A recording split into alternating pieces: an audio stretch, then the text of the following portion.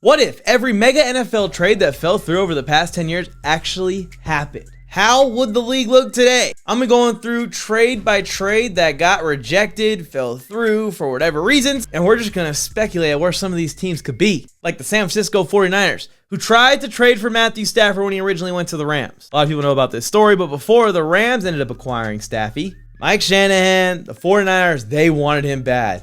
And this actually turned into kind of a little bit of a bidding war as the Niners and Rams were both trying to get the Lions to trade Stafford to them. They felt like Stafford was both of their Super Bowl missing pieces. It seems like they might have been right, because as you know, what ended up happening, the Rams were able to include Jared Goff in the deal, and that's what put it over the edge and made the Lions go with LA over San Francisco's offer. But if Matthew Stafford either forced his way to the Niners, or maybe the 49ers had someone to trade, Stafford would have been a 49er.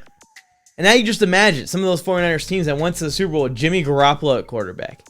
No offense to the kid. I love Brock Purdy, but Matthew Stafford is another tier. I think that the 49ers would have won multiple Super Bowls. I think that some of those 49ers teams were more well-built than the Rams team. Maybe not the Rams team that won the Super Bowl because they really loaded up that team that year, but I think for the long term, year to year, they would have been better than the Rams teams with Stafford. But instead, the 49ers have just gone the opposite direction, and it feels like Shanahan's always been too overconfident about the quarterback position. Like he can coach anyone into being great, and it just keeps falling this close, this short each time. Stafford would have put it over the edge. And remember, they also passed on Patrick Mahomes. In 2017, the 49ers had the second overall pick, and Shanahan put his foot in his mouth again. This time, he thought that he was going to get Kirk Cousins to leave Washington to come to San Francisco. So in the NFL draft, even though he had the second overall pick, the quarterbacks that year, Patrick Mahomes, Deshawn Watson. What are you doing, Shanahan? Just imagine the San Francisco offense with Patrick Mahomes running it. I don't know if they'd ever lose a freaking game. But again, Shanahan's cockiness. He thought that the Kirk Cousins deal was a done deal. They probably were tampering. Kirk got a crazy offer from the Vikings, and Solomon Thomas ends up being the pick for the Niners that year instead of Patrick Mahomes. And they're stuck to trade for Jimmy Garoppolo, which is basically the only quarterback available on the market. And they ran for 5 years with Garoppolo. Also, remember that time that Shanahan traded up for Trey Lance? Or all those years of having injured quarterbacks and no one to play when Jimmy G was down? Now 7th round pick Brock Purdy trying to carry the team and cost them $60 million per year. It all could have been avoided multiple times. You guys remember the Aaron Rodgers drama? I'm going to tell you which team he should have went to. But first, one quick reminder, if you've never met me before, hi, I'm NFL Mike. NFL content creator that creates NFL content 24 hours a day, 7 days a week, and twice on Sundays. If you're an NFL fan, I know you'll love the channel. Please, don't forget, it takes 2 seconds. It's free. Subscribe to the channel, turn on notifications, and then like the video while you're down there. That little thumbs up button is the best way to support my content. Everyone and their mothers thought that Aaron Rodgers was going to the Denver Broncos. Y'all remember all the drama with the Green Bay Packers and Brian Gutekunst, their general manager? Aaron Rodgers and this guy did not get along at all, but Aaron Rodgers wanted to retire a Packer. But Gutekunst clearly wanted to trade him to Denver. So it just ended up being the situation where it looked like Aaron Rodgers was going to become a Bronco one way or another. And then out of nowhere, the trade stalled because Rodgers had second thoughts about leaving Green Bay. Like I said, he wanted to retire a Packer. He talked to Coach LaFleur. Some promises were made, a discussion was had, and Aaron Rodgers, at the last minute, before the deal was accepted, similar deal that they sent for Russell Wilson just a couple days later instead, Rodgers ended up going to the Jets the next season. Would have Aaron Rodgers been better in Denver than Russell Wilson? Probably. Nathaniel Hackett and Aaron Rodgers obviously were planning to land there together. The Broncos didn't hire Nathaniel Hackett because he was the best option for the job. No, they were trying to get Aaron Rodgers to come. But we saw Hackett and Rodgers find themselves together in New York.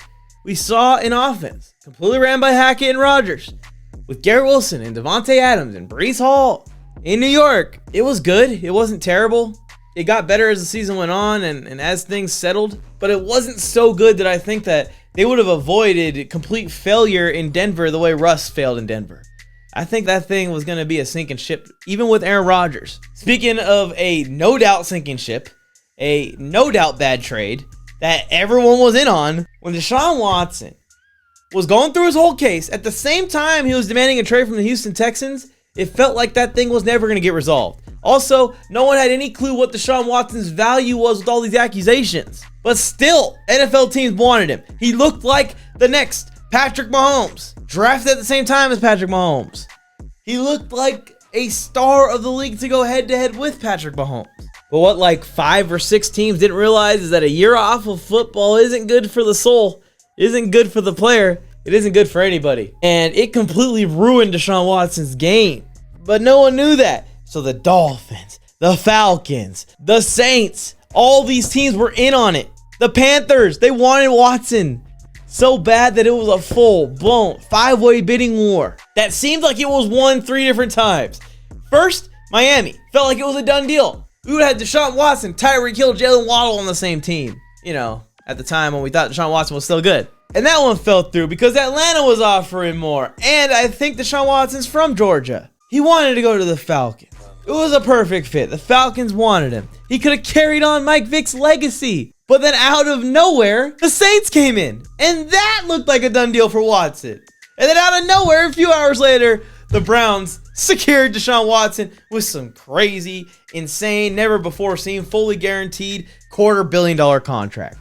Now Deshaun Watson's somewhere on a boat or a yacht with some models partying while he gets ready for the season. Everything could have been different. Only the Browns truly deserve Deshaun Watson. Sorry, Browns fans, man. I feel for y'all. And speaking of dodging bullets like it's the freaking Matrix, Bears tried to get Russell Wilson back in the day, remember? Back in like 2020, Russell Wilson was rumored to get traded every offseason, it felt like. No one knew if he was holding the Seahawks back or carrying them. And we wanted to find out. The Bears have needed a quarterback for 100 years. It seemed perfect.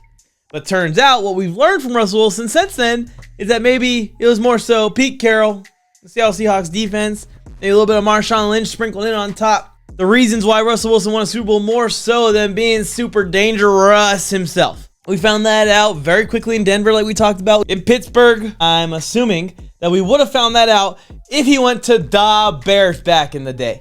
Now the Bears have Caleb Williams instead. I'm sure they're happier to have him than Russell Wilson, no matter how Caleb Williams' future goes. And one deal that went through that I am so thankful didn't, and I was worried about happening for basically an entire 2-year stretch of time. Thank you, Tee Higgins, for staying in Cincinnati, staying with the Bengals, hanging out with your bros, Joe Burrow and Jamar Chase, instead of going to the Chiefs. My gosh. KC was pursuing Tee Higgins at last year's trade deadline after the Rashee Rice injury, rumoredly more than they've pursued any wide receiver in their franchise's history. And the Bengals just didn't want to let him go. The Bengals just still believed that there was a way to get the deal done. And they did get it done, thankfully. The Chiefs ended up going to getting DeAndre Hopkins instead, and they'd fall just short in the Super Bowl. But if they get Tee Higgins, do they win the Super Bowl and complete the three-peat? Probably. And now Higgins has signed his extension with the Bengals. He will at least be with them for his entire prime.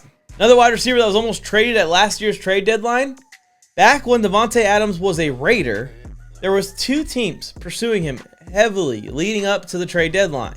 The New York Jets, who ended up getting him and bringing him home to Aaron Rodgers. Didn't work out much better. And them Dallas Cowboys wanted to get Davante Adams in here, which is why I have them Dallas Cowboys on receiver watch at this year's NFL draft. But it's clear they want to maintain an Amari Cooper, CeeDee Lamb-like duo there in Dallas of a veteran wide receiver with their elite guy in CD.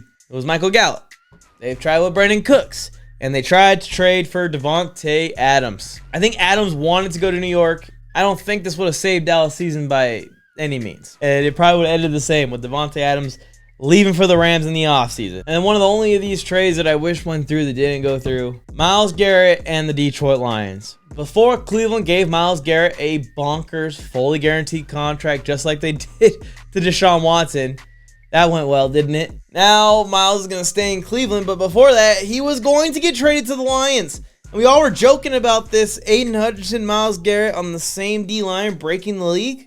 But it almost actually happened. And it seems like if Myles Garrett got traded, this was the only team willing to pay the super package for him at his age right now. And it could have really happened if Cleveland just wasn't stupid. I don't even understand why they're keeping Myles Garrett. What? Did you convince him that you're going to bring him in a Super Bowl winning quarterback? And then said, okay, we brought in Kenny Pickett and Joe Flacco won the Super Bowl 15 years ago. Kenny Pickett wanted as a backup. Myles, get the hell out of Cleveland. I am so worried kind of traumatized by all these star players that the Browns are now ruined, that they're gonna ruin Travis Hunter next. Like, at a certain point, sell the team. There were some other rumors. DK Metcalf to the Chargers was pretty much done, but the Seahawks, they didn't want to take a 4th or 5th round pick that the Chargers were offering. So they were patient, waited it out. Steelers eventually gave up more. I think the Patriots were heavily in on Brandon Ayuk. That's something that fell through recently that could have really happened. But shoulda, woulda, coulda. Comment some trades that I might have missed that you guys heard about on the rumor mill. What NFL trades will happen from now until week 1? I'm sure there'll be more. I guess sooner rather than later. The ball definitely won't lie. Bill Flames, I went Mike on the mic. With something brand new, one time for your mind. He gave you fair warning. Now it's time to smack him in the mouth with that raw sports talk from the town. Sweet chin music to your favorite sportscaster.